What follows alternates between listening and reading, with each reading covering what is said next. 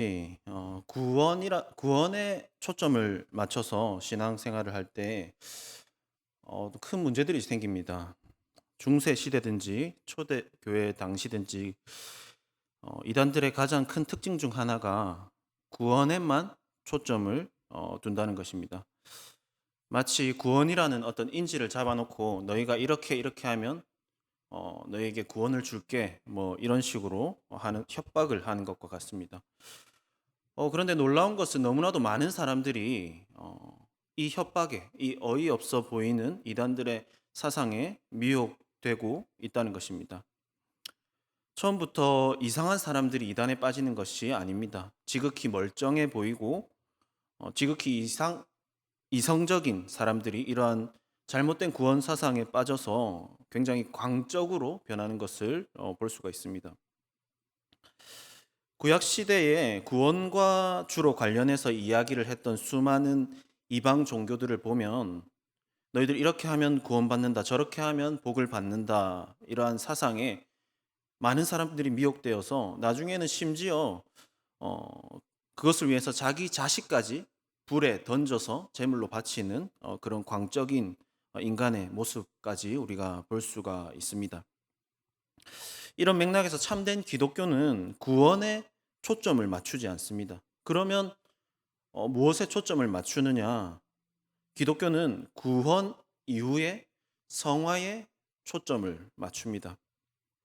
구원이라는 것이 우리의 종착지가 아니라는 것이 우리에게 있어서 초점이 분명해야 합니다. 오늘날의 신앙생활을 하는 데 있어서 마치 거듭나는 것, 중생하는 것, 구원받는 것이 종착지인 것처럼 거듭나는 것이 신앙의 전부인 것처럼 생각하는 경향이 많이 있습니다. 이렇게 성화라는 부분을 뒤로 제쳐놓고 내가 구원받았느냐, 내가 중생했느냐, 중생하지 않았느냐에 초점을 맞추게 되면 우리의 신앙생활은 생명력을 잃을 수밖에 없습니다. 철로역정에서 크리스찬이 십자가 앞에서 죄의 짐을 벗고 구원받는 이 장면이 철로역정 전체의 이야기에서 맨 마지막에 위치해 있지 않은 것은 우연이 아닙니다. 만약에 중생하고 구원받는 것이 신자의 삶의 가장 중요한 초점이라면 이 십자가 언덕 장면은 이야기의 제일 마지막에 분명히 배치되었을 것입니다. 그러니까 사실상 이 십자가 언덕에서 크리스찬이 죄의 짐을 벗는 것은 그것을 시작으로 해서 진정한 순례의 길이 시작되는 것을 말합니다. 크리스찬이 죄의 짐을 벗는 이 거듭남의 순간은 종착역이 아니라 순례의 길을 떠나기 위한 자격 조건을 얻게 되는 것일 뿐입니다. 십자가에서 죄짐 벗는 이 사건을 종착지가 아니라 진정한 순례 여정의 시작임을 우리가 분명하게 인식했을 때 신자는 그 천성을 바라보면서 힘차게 나아갈 수가 있습니다. 십자가 앞에서 짐이 떨어져 나간 후에 감격해서 크리스찬이 하염없이 십자가를 바라봅니다. 그런데 그 크리스찬 앞으로 새 천사가 다가옵니다. 새 천사가 다가와서 첫 번째 천사가 이야기합니다. 당신의 죄는 용서받았습니다. 지금 새 천사가 나타났다고 표현되고 있지만 사실 이 새 천사는 삼위일체 하나님의 사역을 의미합니다. 그러니까 첫 번째 천사가 크리스찬에게 이렇게 말하는 것은 하나님께서 신자에게 죄 용서를 선언해 주시는 장면인 것입니다. 하나님의 죄 용서의 선언으로 인해서 크리스찬은 자신이 비로소 죄 용서 받았음을 확신하게 되는 것입니다. 죄 용서의 확신, 구원의 확신이 무엇입니까? 여러분들은 이 확신을 가지고 계십니까? 제가 목사 임직식이죠. 예, 마지막 이제 임직식을 앞두고 거기 계신 이제 목사님들에 둘러싸여서 굉장히 부담스러운 자리였죠. 그래서 그 마지막 저는 그런 게 있을 줄 몰랐는데 마지막 면접 같은 걸 하더라고요. 오늘 임직 받는구나 했는데, 그래서 좀 긴장을 하고 그 자리에 앉았습니다. 앉았는데 어, 이 질문을 하시는 겁니다. 어, 구원의 확신, 그 신자가 천국 가기 전에 내가 구원받았다는 것에 대해서 확신을 할 수 있습니까? 아니면 천국 가봐야 합니까? 이 질문을 하시는 겁니다. 한편으로는 이게 중요한 질문이라서 그런 것이구나, 그런 생각이 들었고, 한편으로는 이게 많은 사람들이 혼란스러워하는 것이라서 그게 최근의 이슈라서 나한테 이 질문을 하시는 건가? 뭐 여러 가지 좀 생각이 들었습니다. 별 생각이 다 들더라고요. 이게 뭐 함정이 있나? 막 여러 가지 생각이 그 순간에 많이 스쳐 지나갔는데, 그래도 자신 있게 확신을 가질 수 있고 저도 확신을 가지고 있습니다라고 그렇게 이야기를 했습니다. 목사 임직식의 수준 높은 이 질문을 여러분들에게도 해드리고 싶습니다. 천국 가기 전에 구원받았음을 우리가 확신할 수 있습니까?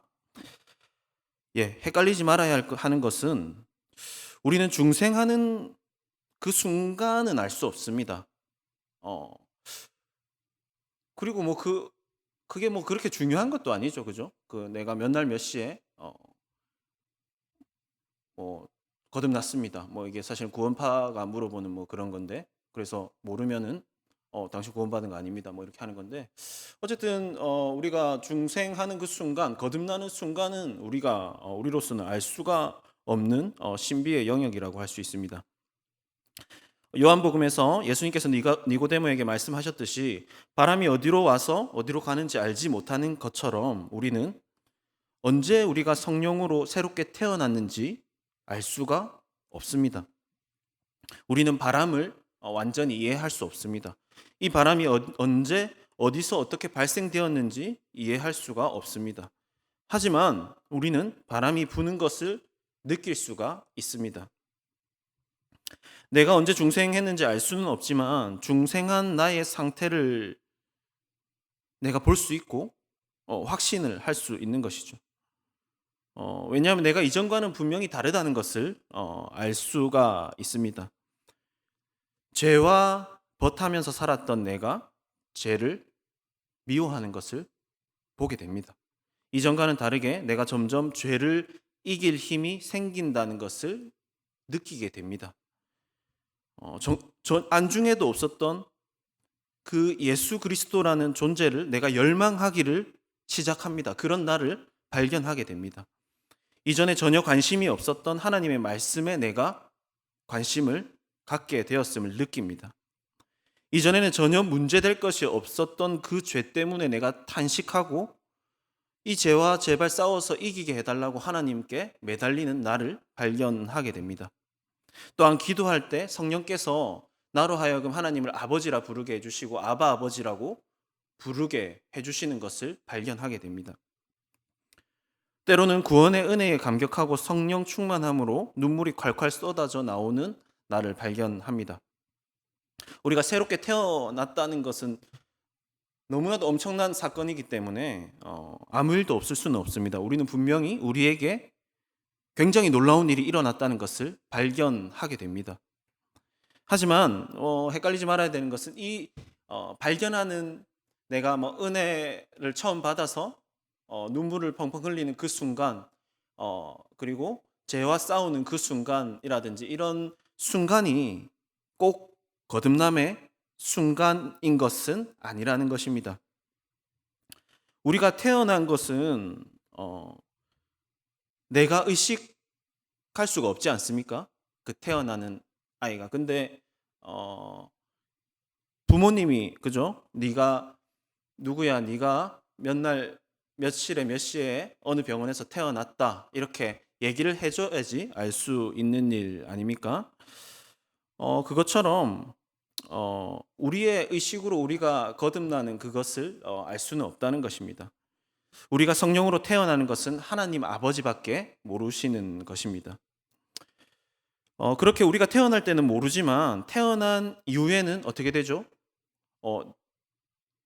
태어난 이후에 내가 좀 자라면서 태어난 나를 내 존재를 인식하게 됩니다. 태어난 이후에 의식이 생기면서 내가 존재하는구나 하고 내 존재를 인식하게 되는 것이죠. 중생도 그 시점은 알 수 없지만 중생한 후에 내가 중생한 상태에 있구나라는 것을 볼 수 있고 의식할 수 있는 것입니다. 그런데 때로는 우리의 믿음이 약해지고 희미해져서 그것이 잘 안 보일 수도 있습니다.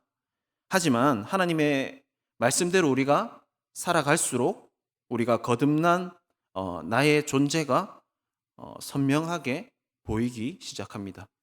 바로 이것이 구원의 확신입니다. 우리는 이런 식으로 우리의 구원을 확신하는 것입니다. 이것이 거듭난 자들에게 나타나는 첫 번째 현상입니다. 그리고 두 번째 천사는 크리스찬에게 다가와서 크리스찬의 그 더럽고 냄새나는 누더기 옷을 아주 아름답고 빛나는 새 옷으로 바꾸어서 입혀줍니다. 오늘 우리가 읽은 요한계시록을 보면 성도가 입게 되는 예복에 대해서 성도들의 옳은 행실이다 그렇게 이야기합니다. 성도의 옳은 행실이라 하는 이 예복이 없는 사람은 하나님 나라에서 쫓겨납니다. 자격이 없는 것이죠. 그러면 이 성도의 의로운 행실이란 무엇일까요? 여기서 말하는 성도의 옳은 행실은 윤리 도덕이 아닙니다. 만약 윤리 도덕이라면 그죠? 간디 같은 사람이 그런 사람들 다 천국 갔을 것입니다. 그것이 아니라 성도의 옳은 행실은 윤리 도덕이 아니라 이제 하나님 계명대로 살고자 하는 열망을 가지게 된 것, 그리고 세상과 구별된 존재가 된 그것을 말합니다. 이전에는 세상과 짝하여진 삶이었다면 이제는 그리스도와 연합된 그런 삶을 말합니다. 성경에서 말하는 성도의 옷이라는 표현들을 보면 전부 그것을 내가 입는 것이 하나도 없습니다. 말 그대로 덧입혀 주시는 것들입니다. 옷을 덧입는다는 것은 곧 예수 그리스도와의 연합을 의미합니다. 물론 사람이 거듭나면 우리 그 도덕성 또한 달라지게 되어 있습니다. 이전보다 정직하여지고 이전보다 절제하는 그런 사람이 되어집니다. 하지만 이런 표면적인 것이 아니라 원리적인 차원에서 볼 때 거듭나서 성도의 의로운 행실, 옳은 행실이라는 예복을 입게 되었다. 그것은 그리스도로 덧입는 그것을 말합니다. 이것은 그리스도가 이제 내 안에 사시게 되었다는 것입니다. 내가 사는 것 같지만 내 안에 예수께서, 내 안에 성령께서 나를 통해서 나를 사로잡으시고 나를 이끄시고 그렇게 살게 되는 것을 말합니다. 내가 사는 것 같지만 나를 봤을 때 옳은 행실이 없고 거룩하지 않지만 거룩하시고 옳으신 주님께서 내 안에 사시기를 시작하게 된 그것을 말하는 것입니다. 마지막 세 번째 천사가 크리스찬에게 다가와서 그 이마에 표식을 합니다. 이마에 표시를 하는데요. 이것이 인을 친다고 하죠. 인을 친다는 것은 이제 내 거라는 것입니다. 내 소유가 되었다는 그 표시입니다. 하나님께서 성령으로 나를 인치십니다. 나를 하나님 당신의 소유를 삼으신다는 것입니다. 이것은 하나님께서 나를 양자 삼으셨다는 것을 말합니다. 양자 삼으셨다는 증거 중에 하나는 우리를 자녀를 훈육하신다 그것에 있습니다. 히브리서에서 하나님께서 자녀를 다루실 때 어떻게 하시죠? 잘못하면 훈육하십니다. 징계가 없으면 사생아입니다. 성령으로 거듭나고 하나님의 양자가 된 이후의 특징은 이게 내 마음대로 사라지지가 않는다는 것입니다. 예전에는 문제가 없었는데, 문제가 없던 일이었는데 자녀가 된 후에는 문제가 되는 것입니다. 예전에는 그렇지 않았는데 이제는 죄를 짓고서 되는 일이 하나도 없습니다. 반대로 하나님의 말씀대로 내가 살면 이게 안 될 것 같은 일인데 막 길이 열립니다. 하나님의 자녀가 되었기 때문에 하나님의 말씀대로 살지 않으면 징계를 받는 것, 이것이 증거라는 것입니다. 때로는 하나님의 은혜가 필요해서 하나님, 제가 지금 어떻게 해야 할지 모르겠습니다, 그렇게 구하고 찾고 두드릴 때 하나님께서는 자녀들에게 바른 길을 제시해 주십니다. 때때로 삶의 동역자들을 만나게 해주시고요, 이러저러한 방법으로 끊임없이 도우시면서 자녀가 거룩한 성도로서의 그 삶을 계속 살아갈 수 있도록 계속 도와주시는 것, 그것이 바로 하나님께서 양자를 이끌어가는 방식인 것입니다. 성경은 신분에 관한 이야기를 굉장히 많이 합니다. 오늘 이 세 천사 이야기도 다 신분과 관련된 그 교리를 말해주고 있습니다. 하나님께서 죄 용서를 해주심으로써 죄인인 신분에서 의인이 되었고, 또 그 신분에 맞는 옷을 또 갈아입혀 주셨고, 더러운 옷에서 아름다운 옷, 빛나는 옷, 예수 그리스도로 신분에 맞게 옷을 입게 되었습니다. 또한 세상의 것이었던, 세상의 종이었던, 세상의 소유였던 우리의 신분이 그 성령의 인치심으로 인해서 이제 누구 겁니까? 하나님 거, 하나님의 또 양자로서 신분이 변화되었습니다. 하나님께서 우리의 신분을 바꾸어 주시는 것은 우리가 생각할 때 신분이 바뀌었기 때문에 이제 목표 달성하고 끝나는 것이 아니라 앞으로 주님과 동행하면서 살 수 있는 자격이 된 겁니다. 주님과 동행하면서 살 수 있는 이 자격이 정말 놀라운 것이거든요. 천국은 우리가 천국을 말할 때 영원한 안식이라고 표현하지 않습니까? 안식이라는 것은 그 궁극적으로 하나님과의 갈등이 완전 끝나는 것입니다. 하나님과의 관계에 있어서 갈등이 끝나고 완전히 화해되는 그것을 우리가 궁극적으로 안식하는 상태라고 할 수 있는데요. 생각해보면 우리가 본래 하나님과 무슨 사이였습니까? 성경이 말하죠. 원수 사이였습니다. 그것이 우리 인간의 고통의 완전 근본입니다. 전부라고 할 수 있습니다. 인간의 고통은 하나님과의 관계에서 문제가 생긴 것입니다. 그런데 천국 가기 전에 이 땅에서부터 하나님과 화해하고 하나님과 동행할 수 있는 자격이 우리에게 주어진 것입니다. 이것이야말로 이 땅에서부터 천국을 맛보기 시작하는 것인데요.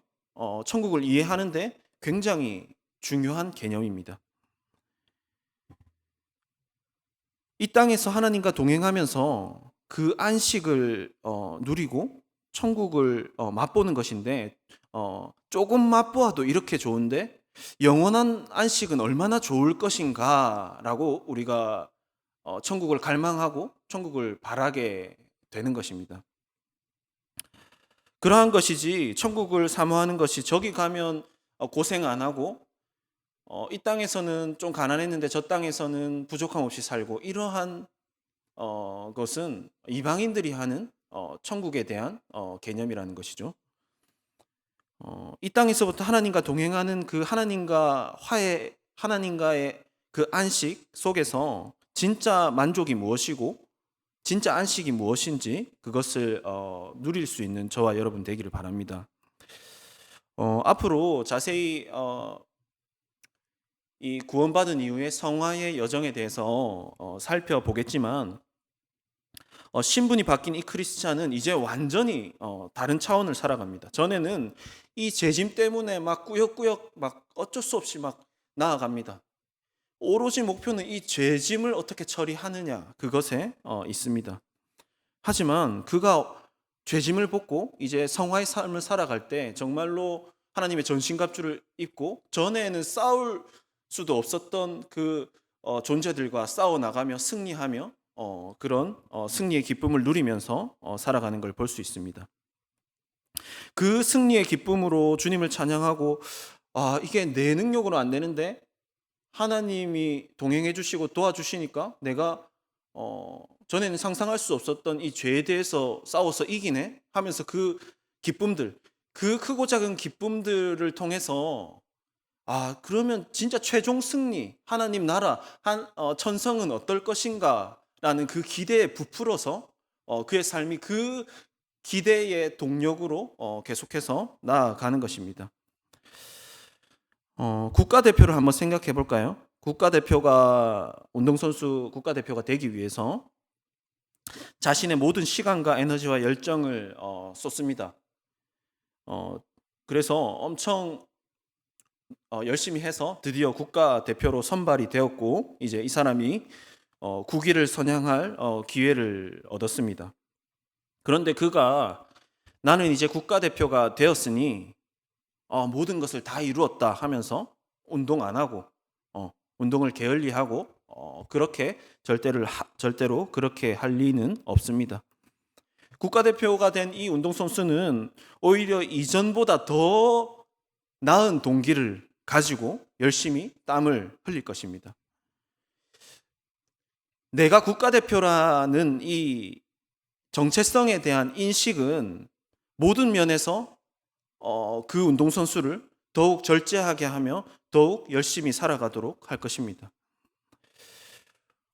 그에게 이제 완전 다른 차원의 동기와 의지가 생겼습니다. 우리도 마찬가지죠. 우리는 어떻습니까? 구원을 위해서 땀 흘리는 자들입니까? 아닙니다. 우리는 구원을 위해 땀 흘리는 사람들 아닙니다. 우리는 국가대표가 되기 위해서 땀 흘리는 것과 다른 차원의 사람들이라는 것을 잊지 말아야 합니다. 국가대표가 된 것은 목표를 다 성취한 것이 아닙니다.